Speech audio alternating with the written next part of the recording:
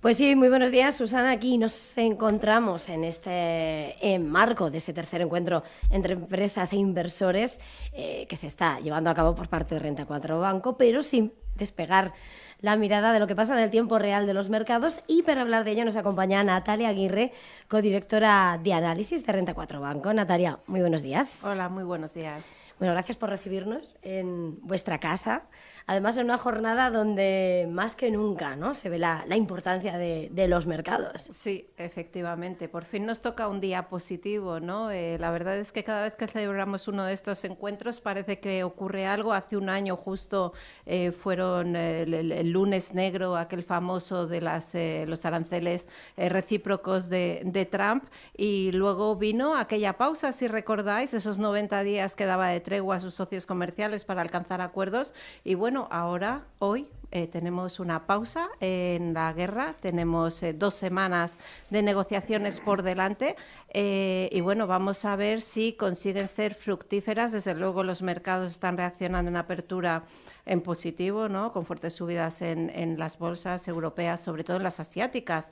Al final, los más dependientes energéticamente que más han sufrido, ¿no?, con este conflicto en Oriente Medio son los que están recogiendo con más alegría yo diría esta buena noticia, pero que hay que tomarla también con un poquito de precaución, ¿no? Ir viendo cómo se desarrollan las negociaciones, ir viendo qué ocurre con el estrecho de Hormuz, que yo creo que es la gran clave, qué ocurre con el crudo, porque eso va a determinar qué pasa con la inflación, el crecimiento, los tipos de interés. Al final es todo uno, ¿no? Pero yo creo que mucho que analizar. Pues como con esas preguntas me estás escribiendo la entrevista, sí, vamos a ir tirando de ellas y precisamente lo estás señalando. Hace un año empezaba lo que ya era el taco, ¿no?, el palo y la zanahoria, sí, de Donald Trump. Aquí, después de un nuevo ultimátum, pues se despeja la vía durante varias semanas. Confianza, no, rally, euforia, oro que sube, dólar, que por fin, en lo que ha sido este conflicto, pues es el momento de que se frene, bonos que suben y, por tanto, a la hora de enfrentar unas inversiones, ¿cuál es el momento a la hora de dibujar, ¿no?, esa estrategia, a la hora de enfrentar? Parece que vuelve la correlación, ¿no? Petróleo que cae, bolsas que suben, que en algún día hemos dudado. Sí, bueno, es que aquí el principal problema o primer impacto de la guerra directo era el incremento de los costes energéticos con ese bloqueo en el estrecho de Hormuz. Hay que recordar que hay como 800 barcos allí parados, que hay que ver si realmente, porque una de las condiciones en estas negociaciones es que haya, como dice Trump, una reapertura inmediata, segura, del estrecho de Hormuz, que no tengo yo muy claro si va tiene que ser coordinada, porque lo ha dicho Irán, con las Fuerzas Armadas iraníes, y no sé si va a ser previo pago. Es decir, yo no sé hasta qué punto van a cobrar dinero para, con esos ingresos, reconstruir el país. Pero lo que queda por ver es si realmente se reabre Hormuz. No olvidemos que un 20% del crudo global pasa por allí, y eso es precisamente lo que ha hecho subir tanto el precio del crudo y del gas, ¿no? Hoy está bajando. Sí, de hecho, una apertura importante también de caída del gas en Europa. Está bajando, pero no olvidemos que está bajando y está en niveles entre 90 y 95. La última vez que he mirado la pantalla está cayendo cerca de un 15%. El petróleo, sí. El petróleo, pero antes de la guerra está en niveles de 75, que ya incorporaba cierta prima de riesgo geopolítico. Entonces ahora se trata de ver si de verdad consiguen abrir Hormuz, cuánto baja el precio del crudo, ¿no?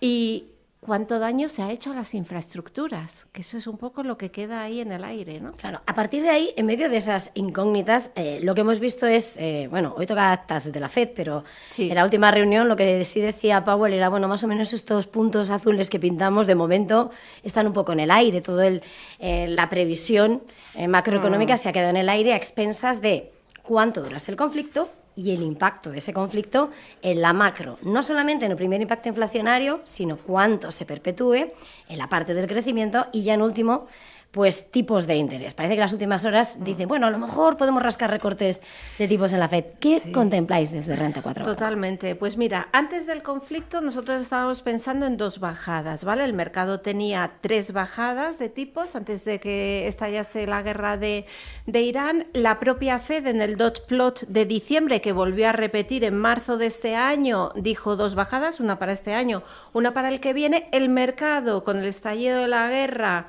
dejó en cero, o sea, dijo no llegó a descontar subidas, pero sí que dijo no van a bajar los tipos de interés porque la inflación va a registrar un repunte importante. Y ahora mismo, con esta tregua de 15 días, ha empezado a descontar otra vez 25 puntos básicos de bajada.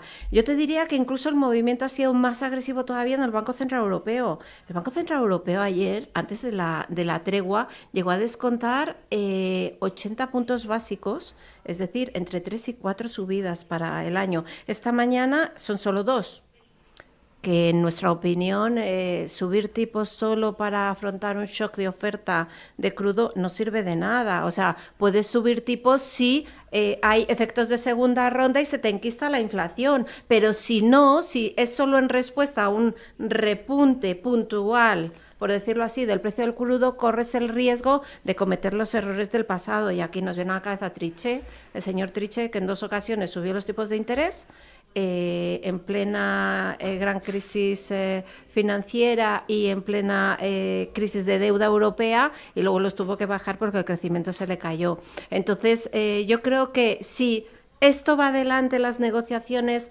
realmente tienen éxito. Yo creo que esas 2 subidas que hay ahora mismo en mercado para el Banco Central Europeo este año, yo creo que desaparecerán.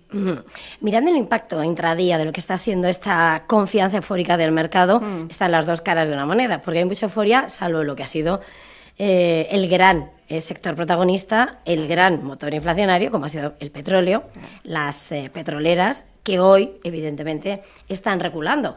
Repsol ha sido de los últimos en marcar el cambio en el IBEX 35 y lo tenemos con caídas, claro, de todo lo que viene, que cotiza a esta hora con una caída del 8,5%, pero también tenemos a Total y a Eni con caídas del 8 y del 6%. ¿Cómo miráis ahora mismo a la hora de enfocar ese sector estratégico, ese sector energético, ese sector petrolero? Pues mira, ni tan mal caídas, por ejemplo, del 8% en Repsol. Repsol es el valor que desde el inicio del conflicto, el 28 de febrero, más había subido del IBEX, ¿no? En torno a un 25%, si no recuerdo mal. Prácticamente estaba en nuestro precio objetivo, con lo cual es lógico, ¿no?, que ante señales de fin de la guerra, que habrá que ir comprobando, porque hay que comprobar que no siguen los ataques y que se reabre Hormuz efectivamente, y entonces en ese sentido pues es lógico que aquellos valores que mejor lo han hecho desde el inicio del conflicto, pues haya ciertas tomas de beneficios. Por el contrario, hay otros sectores asociados al sector petrolero, como es Técnicas Reunidas, que la veíamos esta mañana subir más de un 10%, porque Técnicas Reunidas, el tema que tenía sobre todo era la incertidumbre, porque como el 60% de su cartera de pedidos está asociada al Golfo Pérsico, entonces el hecho de que se pueda empezar a ver una solución al problema, pues también debería darle alas. De hecho, igual que Repsol, te digo, que estaba en máximos, Técnicas estaba como un 20% por debajo de máximos, con lo cual esos movimientos son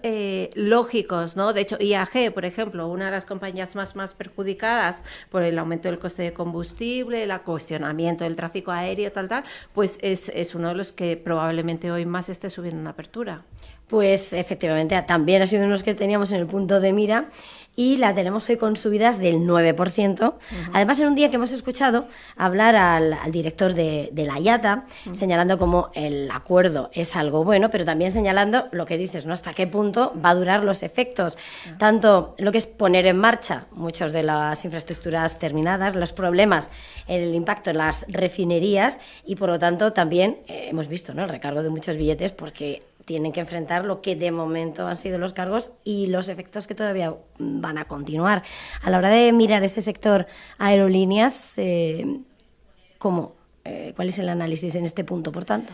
Bueno, yo creo que evidentemente, igual que hablábamos de subidas del 25% en Repsol desde el inicio de la guerra, hablamos de caídas de más del 20% en el caso de IAG, ¿no? Es lógico que con vislumbrar la luz al final del túnel, pues haya cierta recuperación en la cotización. De hecho, nosotros creemos que es una gran empresa que tiene potencial al alza. Sí que es cierto que, como bien decía la IATA, hay que ver, ¿no? Porque igual que los precios del crudo están bajando muy rápido, hay que ver si realmente los precios del queroseno lo hacen en la misma medida. Ahí hay una incertidumbre sobre qué se ha visto afectado y cuánto tiempo se va a tardar en recuperar, y eso es posible que genere algo más de costes de combustible de lo que se tenía estimado en un principio, pero es verdad que es una compañía que cumple muy bien con su estrategia y que yo creo que de cara al futuro pues es una buena opción a largo plazo. Natalia Aguirre, directora de análisis de Renta 4 Banco, muchísimas gracias por estar con nosotros aquí en Intereconomía, acogernos en vuestra casa en esta jornada tan especial del tercer encuentro entre empresas e inversores, y hasta la próxima. A vosotros, encantados de teneros.